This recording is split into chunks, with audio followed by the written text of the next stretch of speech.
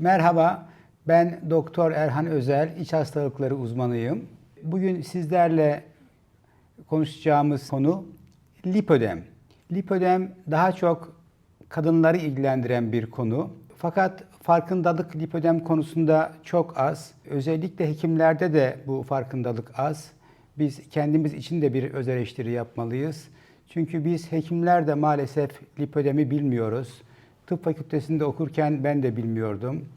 Yeni uzman olduğumda gene bilmiyordum.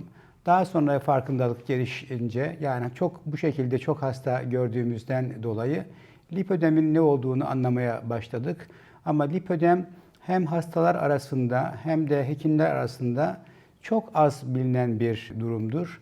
Ve genellikle biz dahiliye polikliniklerinde tansiyon için, şeker için, kalp hastalığı için gelen bayanları muayene ederken bacaklarında, kalçalarında yağlanmış kısımları gördüğümüzde ve bunlar ağrılı olduğunda bunlara daha önceden bir anlam ifade edemiyorduk. Genellikle lenfödem deyip geçiştiriyorduk veya kilodan dolayı olduğunu söylüyorduk. Zayıflayın geçer diyorduk ama işin aslı öyle değilmiş. Toplumda da yaklaşık hanımların %15'inde bu lipödem denilen hastalık var.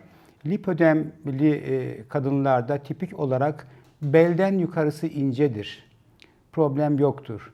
Belden aşağısı, gluteal bölgeler, kalçalarda, bacaklarda, dizin iç yanlarında, uylukta, ayak bileğine kadar farklı natürde çok ufak pürüzler, yağ topaklanmaları meydana gelir. Bunlar çok daha büyük bir elmadan kavuna kadar büyüklükte yağ topaklanmaları vardır ve bunların özelliği simetrik olmasıdır. Yani iki taraflıdır. Kişinin, hanımın baktığınız zaman belinden yukarısı incedir, karnı incedir ama kalça kısmında pötür pötür görünümler, pürüzlü görünümler, lokal yağlanmalar, bacak kısmında yağlanmalar, portakal kabuğu gibi görünmeler, özellikle dizin iç yanlarındaki, medial kısımlardaki yağlanmalar ki bunlar basmakla, sıkmakla ağrılı yağlanmalardır ve dizin altına da iner, ayak bileğine kadar iner. Yani kalçadan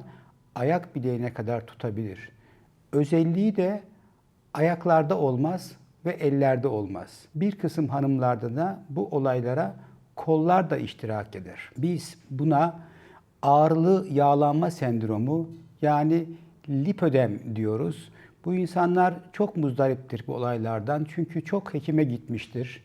Hekimlerin gittiği dahiliye hekiminden, damar cerrahisinden, hatta plastik cerrahisinden, fizik tedavi, fizyoterapiste gittiklerinde hekimler bunun kiloya bağlı olduğunu, zayıfladığı zaman geçeceğini, egzersiz yapmasını, kilo vermesi gerektiğini söylemektedirler. Fakat hastalarına cevabı şudur: hocam ben 10 kilo verdim, 15 kilo verdim ama sağlam yerlerinden, düzgün yerlerimden kilolarım gidiyor. Fakat bu pötür pötür olan yağlı alanlı kısımlarımdan hiçbir şey veremiyorum. Düzelemiyorum, hiçbir elbise giyemiyorum, pantolon giyemiyorum. Hatta bunlar çok ağrılı ve kendi kendine de çarptığım zaman da kanıyor, ekimozlar oluyor, çürükler oluşuyor. Bunun bir çözümü yok mu dediğinde maalesef doktorlar da bu konuda farkındalığı olmadığı için hastalar kaderine terk edilmiş olmakta. Lipödem ağrılı yağlanma sendromu genellikle kadınlarda görülür. Genetiktir. Sebep kadınlık hormonudur, östrojendir.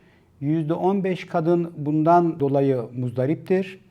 Ve lipödemin tipleri vardır. Bu özellikle ağrılı yağlanma sendromunun tiplerinde birinci tipinde genellikle pelvis, gluteal bölge ve kalçalarda yağlanmalar meydana gelir.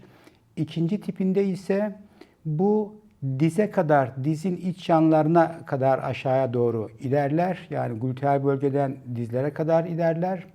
Üçüncü tipinde gluteal bölgeden ayak bileklerine iner. Ayak bileklerinden aşağıya bu gitmez lipödem. Dördüncüsünde kollar da buna, kolların dış yanlarında ilave olur. Beşincisi ise sadece izole olarak bacak tutulması vardır. Bu lipödemin evreleri de vardır. Yani başlangıç, orta ve sonlanma dönemleri gibi.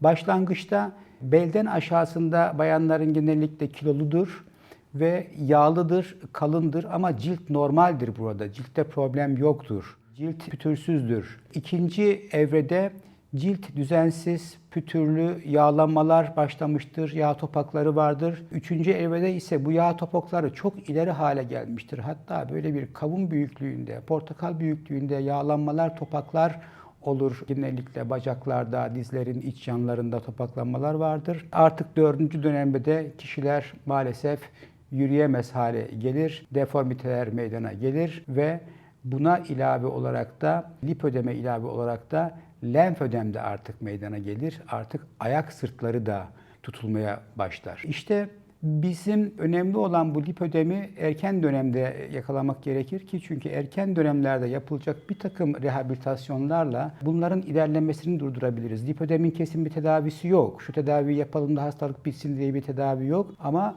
en azından deformiteleri önleyebiliriz. Kişilerin yürüme engelli olmasını engelleyebiliriz. Bunun için lipödemi çok iyi tanımak lazım. O zaman şöyle diyoruz. Lipödem bayanlarda gözüküyor. Sebep östrojen, genetik oluyor. Kişinin annesinde de aynı hastalık vardır ama anlaşılmamıştır. Simetriktir. Her iki bacakta, kalçada, dizin iç yanlarında yağ topakları vardır ve bu yağ topakları basmakla çok ağrılıdır ve kendiliğinden kanamalar meydana gelir. Ayak bileklerine inmez. Ufak bir testi vardır. Bir pensetle ayak parmaklarının derisini kaldırdığımızda deri kalkıyorsa bu lipödemdir. Lenfödemde bunu kaldıramayız. Teşhisini klinik olarak koymamız ve aklımıza gelmesi gerekir. Ama ultrason ve MR'la deri altındaki yağ kalınlığını ölçerek de teşhis konulabilir. Tedavisine kısaca değinmek istiyorum. Tedavisinde komplet dekonjestif tedavi yapılıyor. Yani cilt tedavisi, egzersiz, yüzme, pilates, kilo kontrolü, manuel lenfatik drenajlar, kompresif tedaviler ki bunlar da bası giysileri kullanılıyor ve cerrahi çok önemlidir. Cerrahide liposuction ve lazer lipoliz ve hatta soğuk lipoliz de yapılmaktadır. Ki bununla ilgilenen bölüm peki hangisidir diyeceğiz. Daha çok dahiliye ve aile hekimleri bu tür hastaları görüyor ama ilgilenen bölüm daha çok plastik cerrahidir, fizyoterapistlerdir, lenfatik masaj yapan uzmanlardır. Bu yüzden farkındalığımızın artması gerekir. Çünkü tıp fakültesinde bunları biz görmüyoruz, okumuyoruz, bilmiyoruz, öğrenmedik. Göre göre öğrendik ve göre göre farkındalığımız arttı. Bu tür hastalar olduğunda lütfen bu tür hastaları ilgili alanlara, plastik cerrahiye, fizyoterapiye, lenfatik drenaj yapılan yerlere kendi ön tanılarımızı yaparak göndermekte fayda var. Beni izlediğiniz için teşekkür ederim. Sağlıkla, sağlıcakla kalın.